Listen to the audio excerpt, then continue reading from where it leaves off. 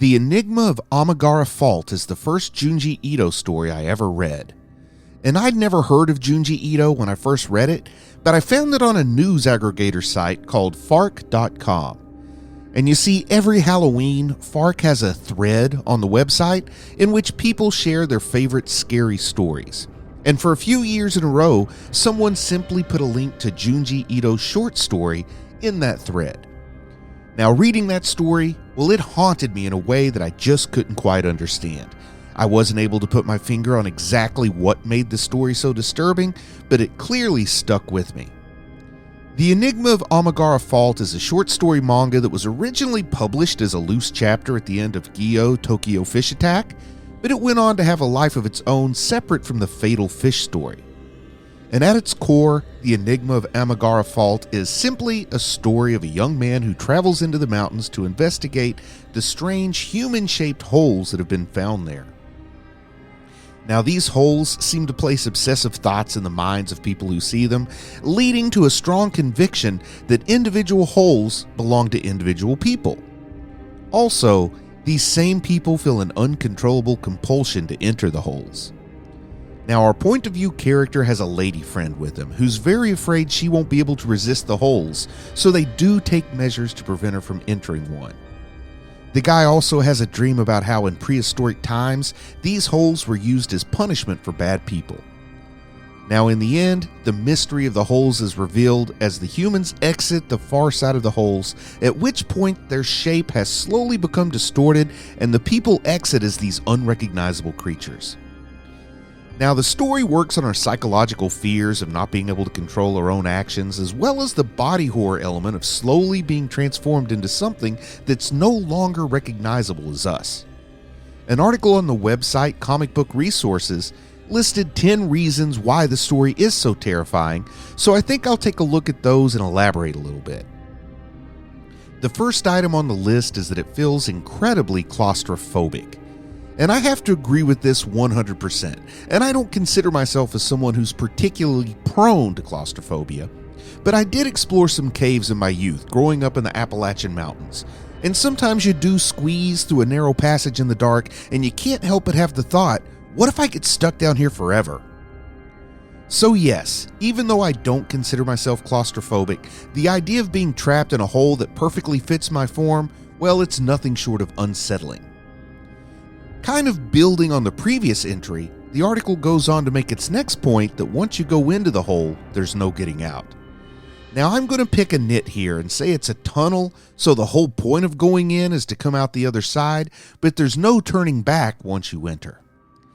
I think this really preys on a basic human fear of making the wrong decision, saying something awful that you just can't take back, or picking the wrong school to go to, or even marrying the wrong person. Life is full of fear of making bad decisions, or perhaps more accurately, a fear of the consequences of bad decisions. I don't know, do these holes maybe work on some level as a metaphor for addiction? I think that's an interesting possibility. The next reason given by Comic Book Resources is it channels the fear of losing control. And I kind of mentioned this at the top as the psychological horror, and I do think the concept of being betrayed by one's own mind and instincts is a fear that's probably shared by lots of us. I think the closest real-world parallel might be a fear of mental illness, and as someone with a pretty strong family history of mental illness, this is a fear I have quite often. I can absolutely see how, from a certain perspective, the way the holes call to people and control their behavior, even though on an intellectual level the folks know it is irrational, well, it works very well as a metaphor for actual obsessive-compulsive disorder. And I'm talking about the real psychological condition that's potentially crippling, not the TikTok trend version where you can't stand when people's socks don't match. Next, the article suggests the story is a masterful work of body horror. And I also mentioned this at the top, and I think this is the most obvious thing on CBR's list. But body horror works because fear of mutilation and disfigurement, well, that has to be pretty much universal. And I, for one, am terribly frightened by the prospect of looking in the mirror and not recognizing my own face.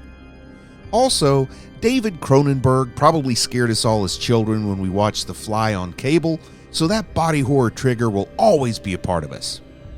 I think the next item on the list really hits the nail on the head.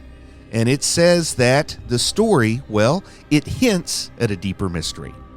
Yes, we don't know who or what made these holes. We have no idea how old they are, but we have evidence to suggest that they are truly ancient. Were they the creation of ancient aliens? Were they created by men who used ancient magic that's been lost to time? Maybe they were made by the devil or demons or something. Or, and this is my favorite theory, they were created by some kind of Lovecraftian old gods. The story lets you know just enough for your imagination to run wild, and also fear if maybe there's a collection of holes like this in the hills near your hometown. I'm not in full agreement with the next point, but CBR suggests that the fourth wall is broken in the story. I have to say that I don't feel any of these characters are aware that they're in a manga or speaking directly to the camera, as it were, but I will grant that the story does feel immersive, and I do feel myself being strangely drawn to those cliffside holes. And as much as I didn't like that last point, I really do like this next one.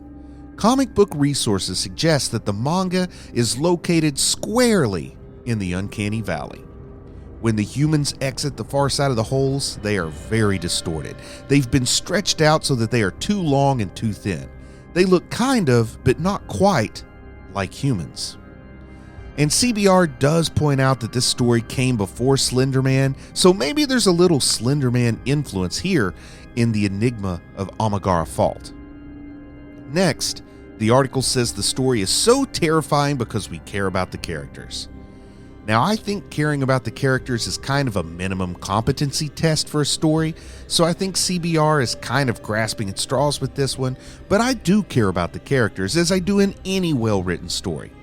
And caring about the characters isn't just liking them. If you despise a character and you really want to see that character get what's coming to him, and I'm looking at you, Light Yagami, well, that's also caring about characters. The next suggestion is that the story shows the darker side of human nature.